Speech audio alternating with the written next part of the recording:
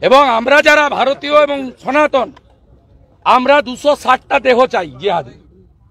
26টা মেরেছে হিন্দু বলে, আমরা 260টা দেহ চাই। আসসালামু আলাইকুম। ভারত এবং পাকিস্তান বাংলাদেশের জন্য অতি গুরুত্বপূর্ণ দুটি রাষ্ট্র। আমাদের দেশে দুই ধরনের মানুষ আছেন এই দুইটি দেশ নিয়ে।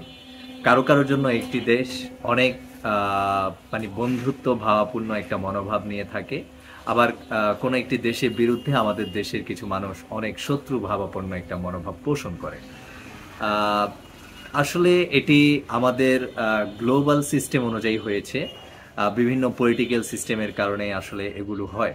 তো যাই হোক, আমরা ওই বিষয়গুলোতে না গিয়ে যে বিষয়টা নিয়ে আলোচনার বিষয় বা যে বিষয়টি নিয়ে কথা বলতে হয় সেটি হচ্ছে ভারতে গত কিছুদিন আগে যে একটি দুর্ঘটনা ঘটে যায়, এটিকে রাজনৈতিক দৃষ্টিভঙ্গি থেকে হোক কিংবা গ্লোবাল পলিটিক্সের কারণে হোক, যেভাবে হোক একটি রূপ দিতে গিয়ে অনেক কিছু সামনে এসেছে। সবচেয়ে বড় কথা হচ্ছে সেটা হচ্ছে যুদ্ধের দাওয়া বেজে উঠেছে।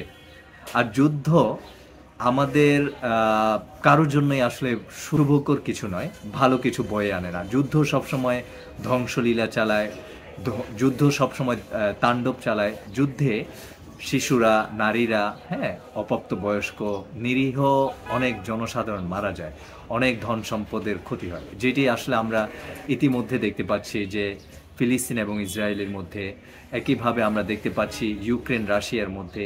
বিশ্বের বিভিন্ন জায়গায় এইভাবে যুদ্ধ কিন্তু লেগে আছে, কিন্তু কেউ জয়ী হচ্ছে না। আলটিমেট বিশাল একটা ক্ষতি।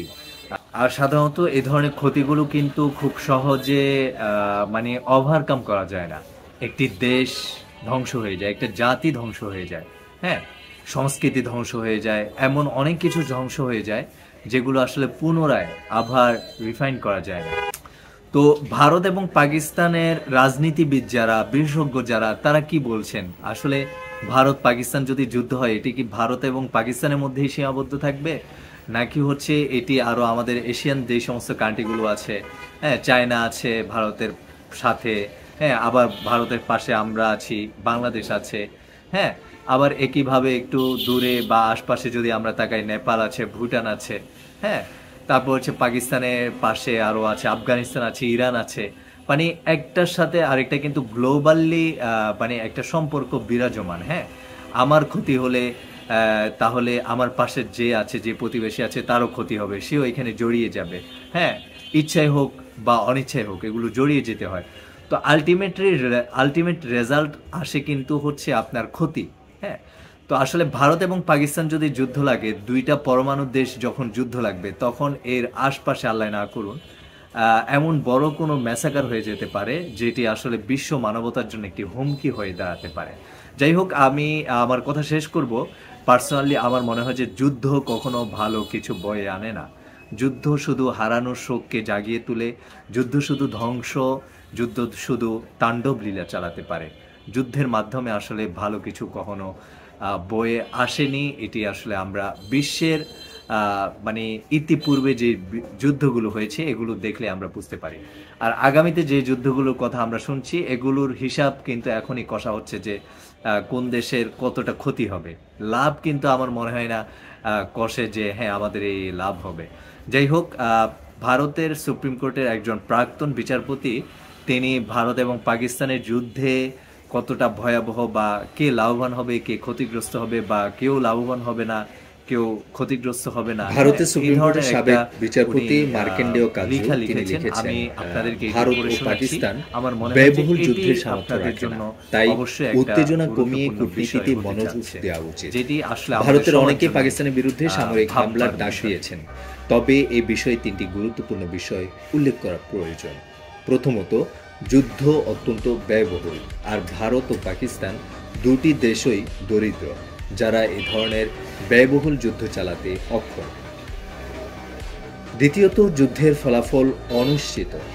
যুদ্ধ শুরু করা সহজ, কিন্তু শেষ কোথায় গিয়ে ঠেকবে তা বলা অসম্ভব। নেপোলিয়ন ও হিটলার রাশিয়া আক্রমণ করছিলেন দ্রুত জয়ের প্রত্যাশায়, কিন্তু তাদের পরিণাম সবাই জানে। তৃতীয়ত, ভারত ও পাকিস্তান উভয়ই পারমাণবিক শক্তিধর দেশ, সুতরাং এ যুদ্ধের কথা বলা নিরেট অবিবেচকের কাজ।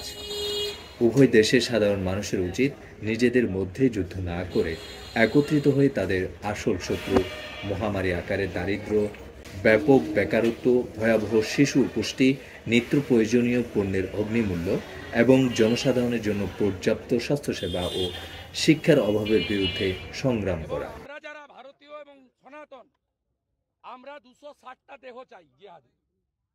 26টা মেরেছে হিন্দু বলে, আমরা 260টা দেহ চাইছি। ভারত মাতা কি জয়। 260টা দেহ চাইছি, 24 ঘন্টার মধ্যে দিতে হবে। দেশের প্রধানমন্ত্রীকে অনুরোধ করছি, আর্মিকে এবং প্যারামিলিটারি